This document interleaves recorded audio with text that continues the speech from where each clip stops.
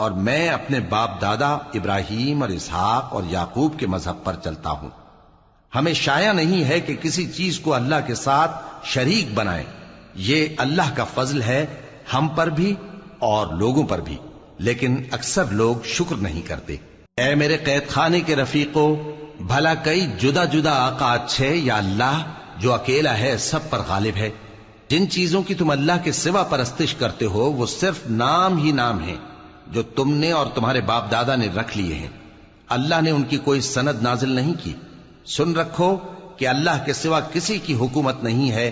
اس نے ارشاد فرمایا ہے کہ اس کے سوا کسی کی عبادت نہ کرو، یہی سیدھا دین ہے، لیکن اکثر لوگ نہیں جانتے۔ اے میرے قید خانے کے رفیقو، تم میں سے ایک جو پہلا خواب بیان کرنے والا ہے وہ تو اپنے آقا کو شراب پلایا کرے گا، اور جو دوسرا ہے وہ سولی دیا جائے گا، اور پرندے اس کا سر نوچ کھائیں گے۔ جو بات تم مجھ سے پوچھتے تھے وہ فیصل ہو چکی ہے، اور ان دونوں میں سے جس کی نسبت یوسف نے خیال کیا کہ وہ رہائی پا جائے گا، اس سے کہا کہ اپنے آقا سے میرا ذکر بھی کر دینا۔ پھر شیطان نے اسے ان کا اپنے آقا سے ذکر کرنا بھلا دیا، اور یوسف کئی برس قید خانے ہی میں رہے۔ اور بادشاہ نے کہا کہ میں نے خواب دیکھا ہے، دیکھتا کیا ہوں کہ 7 موٹی گائیں ہیں جن کو 7 دبلی گائیں کھا رہی ہیں، اور 7 خوشے سبز ہیں اور 7 خشک۔ اے درباریو، اگر تم خوابوں کی تعبیر دے سکتے ہو تو مجھے میرے خواب کی تعبیر بتاؤ۔ انہوں نے کہا، یہ خواب تو پریشان خیالی سے ہیں، اور ہمیں ایسے خوابوں کی تعبیر نہیں آتی۔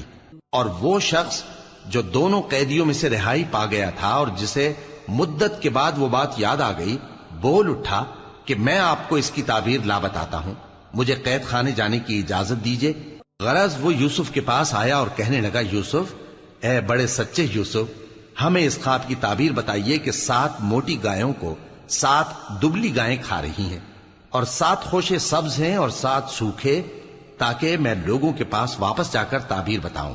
عجب نہیں کہ وہ تمہاری قدر جانے۔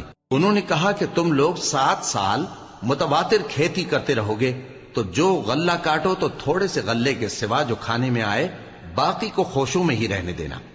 پھر اس کے بعد خشک سالی کے 7 سخت سال آئیں گے کہ جو غلہ تم نے جمع کر رکھا ہوگا وہ سب کو کھا جائیں گے، صرف وہی تھوڑا سا رہ جائے گا جو تم احتیاط سے رکھ چھوڑو گے۔ پھر اس کے بعد ایک ایسا سال آئے گا کہ خوب مے برسے گا اور لوگ اس میں رس نچوڑیں گے۔